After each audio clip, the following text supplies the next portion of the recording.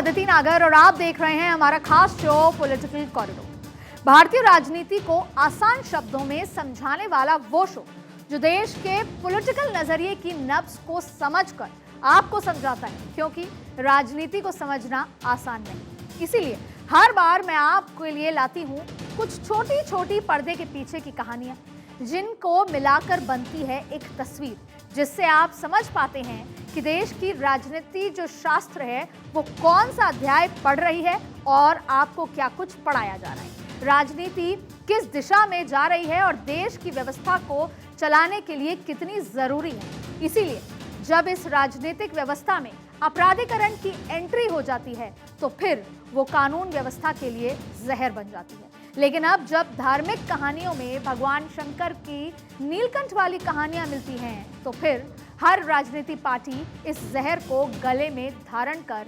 सामाजिक कल्याण के लिए निकल पड़ती है। इसीलिए आज विश्लेषण इसी बात का होगा कि राजनीति का अपराधीकरण और उसका सियासीकरण क्यों मजबूरी बन जाता है, या फिर सियासत पाने के लिए क्यों जरूरी हो जाता है। कि आप कोई जेल में हो, उसको इलाज के लिए ले जा रहे हैं या किसी काम के लिए ले जा रहे हैं और रास्ते में हो गया, ये बहुत दुखद है। इस पर तो निश्चित रूप से लोगों को एक्शन करना चाहिए। तो ये अतीक जी का जनाजा नहीं, बल्कि ये जनाजा जो था, कानून का जनाजा जो है वो निकला है। दुआ किया अल्लाह से अतीक अहमद, अशरफ अहमद और असद अहमद की शहादत को कबूल फरमा।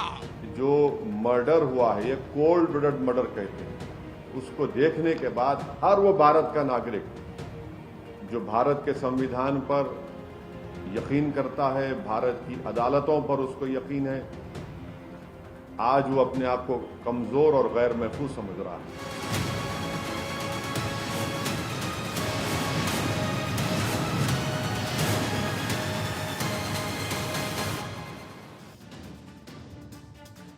आखिर ऐसे कौन सी मजबूरी होती है कि भारतीय राजनीतिक पार्टियों को एक कातिल को, एक अपराधी को जी लगाकर संबोधित करना पड़ता है? तो साहब, इसका सीधा सीधा जवाब है वोट बैंक। हम बात अतीक अहमद की कर रहे हैं। आखिर एक अपराधी का राजनीति में क्या काम, राजनीति में क्या महत्व। राजनीतिक पार्टियां संसद में बैठकर कानून बनाती हैं समाज को चलाने के लिए, लेकिन अपराधी इन्हीं कानून को तोड़कर मरोड़कर अपने स्वार्थ को पूरा करता है और समाज को प्रताड़ित भी करता है।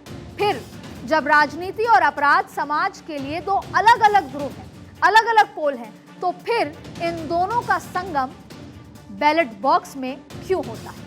तो इसको समझने के लिए आपको चुनाव के उस दौर में चलना होगा जब देश में चुनाव के लिए ईवीएम मशीन का नहीं बल्कि बैलेट पेपर का इस्तेमाल होता। इसी दौर में चुनाव प्रणाली में एक शब्द जमकर मकबूल हुआ, बूथ कैप्चरिंग। बूथ कैप्चरिंग चुनावी धांधली का हिस्सा है।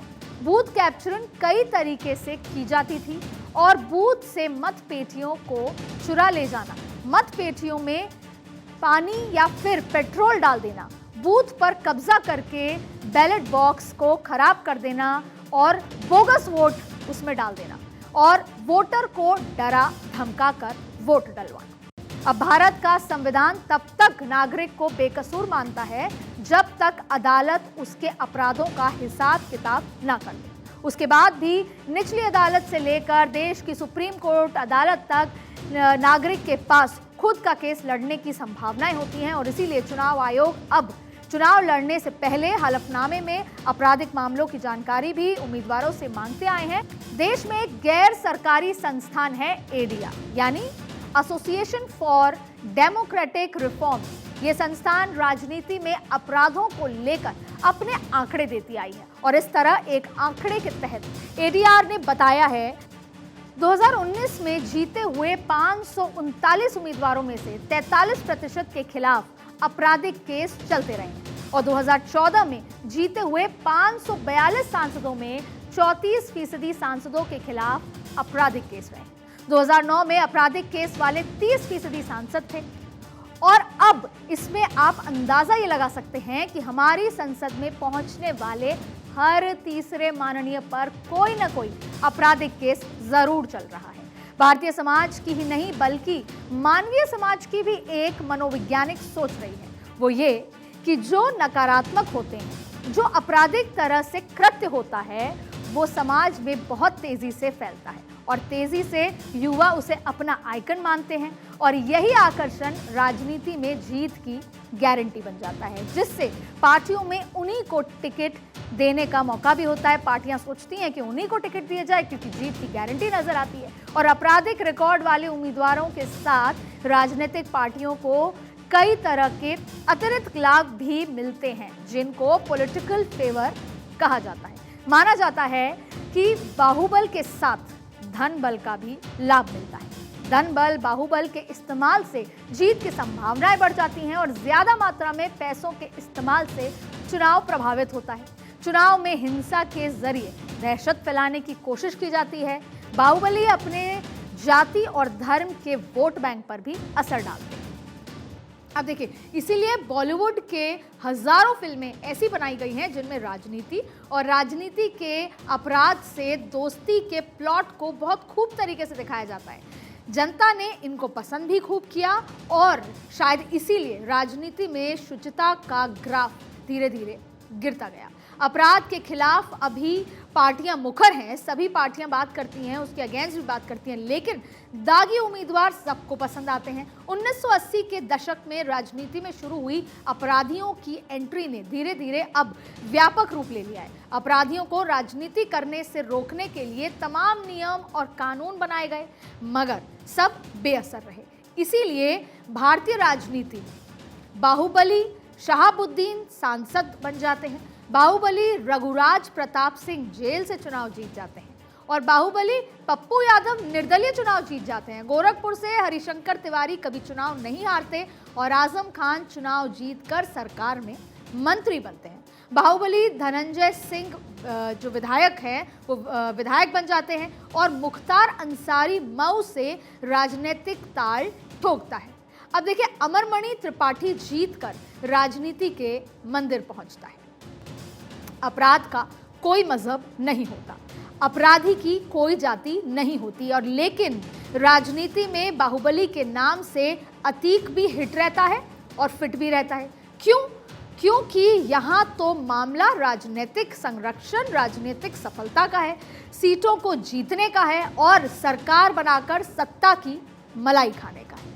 अपराधियों पर राजनेताओं का प्रेम इस कदर फूटता है कि कभी कभी तो वो अपनी मानवीय सरहदें तक भी लांघ जाते हैं। कुछ ऐसा ही किया था कांग्रेसी नेता मध्य प्रदेश के पूर्व मुख्यमंत्री दिग्विजय सिंह। दिग्विजय सिंह को भारत के मोस्ट वांटेड आतंकी हाफिज सईद में भी इंसान दिखता था, जिसके लिए वो आदरणीय शब्द का इस्तेमाल कर बैठे और उसी साहब भी उसको संबोधित साहब कह के संबोधित किया। हाफिज सईद साहब, जहां तक सवाल उनका है, वो तो साफ है कि उनके आतंकवादी गतिविधियों में वे शामिल हैं और प्रमाणित है और पाकिस्तान हुकूमत उनका संरक्षण कर रही है, ये बात भी साबित है। राजनीति में अपराधीकरण की मानसिकता को खत्म कर स्वच्छ और निष्पक्ष चुनाव कराने के लिए देश की सबसे बड़ी अदालत ने भी अपने फैसले दे रखे हैं, लेकिन उसके बाद भी राजनीति में अपराधीकरण का आकर्षण कम नहीं हो पा रहा है, क्योंकि इसमें बाहुबल के साथ धनबल का कॉकटेल जो मिलता है। और उसी के लिए देखिए 2021-2022 के 2 चुनाव में 5 उम्मीदवारों की, और उसमें आपका मैं ध्यान दिलाना चाहूंगी, बहुत जरूरी है, जिनके ऊपर दर्ज मामले खुद में कितने चिंताजनक हैं। देखिए, के सुंदरम बीजेपी के उम्मीदवार थे, केरल के 2021 चुनाव में उम्मीदवार थे। सुंदरम पर 248 केस दर्ज है।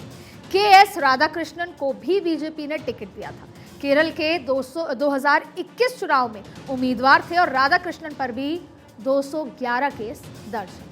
एएन राधाकृष्णन भी बीजेपी के उम्मीदवार थे। एएन राधाकृष्णन को केरल चुनाव 2021 में टिकट मिला था और एएन राधाकृष्णन के खिलाफ 178 केस दर्ज है। एस कतिरवान को डीएमके के उम्मीदवार उनको बनाया गया था और तमिलनाडु के 2021 के चुनाव में वो उम्मीदवार भी थे। एस कतिरवान के खिलाफ 90 मामले दर्ज हैं और आजम खान को समाजवादी पार्टी ने टिकट दिया था। आजम खान को 2022 यूपी चुनाव में टिकट मिला था। आजम खान के खिलाफ लगभग 88 मुकदमे दर्ज हैं। अब देखिए, राजनीति में दिग्गजों की एंट्री की सबसे बड़ी वजह पैसा और नेटवर्किंग। चुनाव लड़ने के लिए उम्मीदवारों और पार्टियों को जितने पैसे की जरूरत होती है वो साधारण लोगों के बस में नहीं है। साथ ही इलाके में अपराध की वजह से अपराधियों की नेटवर्किंग काफी मजबूत होती है और इन दोनों वजहों से राजनीतिक दल अपराधियों को टिकट देते हैं और इनमें कोई अपराधी चुनाव जीतकर रॉबिनहुड की छवि बना लेता है। लेकिन भारतीय राजनीति के अपराधीकरण में 2008 से 2012 के मुकाबले 2018 से 2022 का डेटा परेशान करने वाला है। देखिए, 2008 से लेकर 2012 तक हुए देश भर के विधानसभा चुनाव में गंभीर आपराधिक छवि वाले 9.3% उम्मीदवार थे। लेकिन ये आंकड़ा जब 2018 से 2022 तक पहुंचा तो बढ़कर 14.5% हो गया। 2008 से 2022 तक में केरल चुनाव में सबसे ज्यादा 34% दागी उम्मीदवार मैदान में उतारे गए और इसके बाद बिहार में 32% और झारखंड में 31% दागी उम्मीदवारों ने अपनी किस्मत आजमाई। देखिए, इसी तरह एडीआर की एक रिपोर्ट के मुताबिक गुजरात में 182 में से 40 नए विधायकों के खिलाफ आपराधिक मुकदमे हैं। इनमें 29 विधायकों पर गंभीर धाराओं में केस दर्ज है। बात हिमाचल की करें तो वहां भी 68 में से लगभग अगर बात करें तो 28 विधायक दागी हैं। 12 विधायकों पर हत्या, बलात्कार जैसे गंभीर अपराध की धाराएं दर्ज हैं। अब देखिए, राहुल गांधी से लेकर प्रधानमंत्री मोदी ने आपराधिक छवि वाले उम्मीदवारों को टिकट देने से इनकार किया है। लेकिन 2014 में 2019 के 5 साल के बीच में 30 राज्यों के चुनाव के आंकड़े कुछ और ही तस्वीर बयां कर रहे हैं। सभी राज्यों को मिलाकर 4033 सीटें होती हैं और इन सीटों के लिए 39,218 उम्मीदवार खड़े हुए, जिसमें से 7,481 उम्मीदवार पर आपराधिक मुकदमे चल रहे थे। इन 7,481 उम्मीदवारों में से 1,476 उम्मीदवार, लगभग 20% उम्मीदवार जीतकर विधानसभा भी पहुंचे और इस हिसाब से हर 4 में से 1 विधायक पर भी आपराधिक मामला दर्ज है। अगर बात 6 राष्ट्रीय पार्टियों की करें तो अकेले इन 6 पार्टियों की टिकट पर 2,762 दागी उतरे, जिसमें से 840 यानी कि लगभग 30% दागी उम्मीदवार जीते हैं। देश की सबसे बड़ी अदालत ने पहले भी इन सियासी आदत को रोकने के लिए कई फैसले दिए हैं। फरवरी 2020 में राजनीतिक दलों के विधानसभा और लोकसभा चुनाव के लिए अपने उम्मीदवारों के संपूर्ण आपराधिक इतिहास को प्रकाशित करने के आदेश दिया। साथ ही उन कारणों को भी जिनसे उन्हें आपराधिक कृत्य करने के लिए मजबूर होना पड़ा था। वर्ष 2005 में सुप्रीम कोर्ट ने कहा कि एक संसद सदस्य या राज्य विधानमंडल के सदस्य को दोषी ठहराए जाने पर चुनाव लड़ने से अयोग्य ठहराया जाएगा और उस अदालत द्वारा 2 वर्ष से कम कारावास की सजा नहीं दी जाए। वर्ष 2017 में सुप्रीम कोर्ट ने जनप्रतिनिधियों के खिलाफ मामले की तुरंत निस्तारण करने के लिए विशेष अदालत का गठन का आदेश भी दिया और विशेष न्यायालय एक ऐसी अदालत है जो कानून के किसी विशेष क्षेत्र से संबंधित ही होती है। कानून तो अपना काम कर रहा है, अदालत फैसले सुना रही है, लेकिन विधायिका और न्यायपालिका के अपने अलग अलग कार्य क्षेत्र हैं जो संविधान में बताए गए हैं, जिसका फायदा भी राजनीतिक पार्टियां उठाती हैं। लेकिन सामान्य तौर पर भले ही किसी व्यक्ति पर कोई आपराधिक मामला दर्ज होने से उसकी छवि को नुकसान होता हो, लेकिन नेताओं के मामले में ऐसा नहीं है और देखने में भी यही आता है कि अक्सर आपराधिक मामले दर्ज होने के बाद किसी नेता के जीतने की उम्मीद और भी बढ़ जाती है। जब मजहब नहीं सिखाता कि आपस में बैर रखना, फिर मुजरिम का मजहब क्यों देखा जाता है? एनकाउंटर में धार्मिक परिभाषाएं क्यों गढ़ी जाती हैं? जुर्म और जरायम का ना तो कोई रंग होता है और ना ही कोई धर्म। फिर भी राजनीति के खिलाड़ी हर चुनावी जंग में ऐसे महारथियों पर दांव खेलते ही खेलते हैं। इसीलिए आज जनता सवाल उठा रही है कि अतीक आपका कौन है। और ये सवाल केवल एक अतीक के लिए नहीं है, बल्कि हर उस अपराधी के लिए जो अपनी जीवन रेखा को बचाने के लिए राजनीति का दामन थामता है और पॉलिटिक्स का आंचल पकड़ने की कोशिश करता है। इसका जवाब हर राजनीतिक पार्टी को देना ही होगा कि सियासत की वो ऐसी कौन सी मजबूरी है कि पार्टियां अपराधियों की जी हुजूरी करने में लग गई हैं। अगली बार फिर आपसे मिलेंगे, वो बात करेंगे राजनीति के पर्दे के पीछे होने वाले कहानी किस्सों की, गेम प्लान की, जिसमें कुछ कहानियां होंगी तो कुछ इतिहास के किस्से होंगे, होगा बहुत सारा तथ्य जो आपको बताएगा देश की राजनीति का रास्ता किन किन मोड़ से होकर सत्ता के शिखर तक पहुंचता है। तब तक के लिए नमस्कार। आप देखते रहिए भारत 24।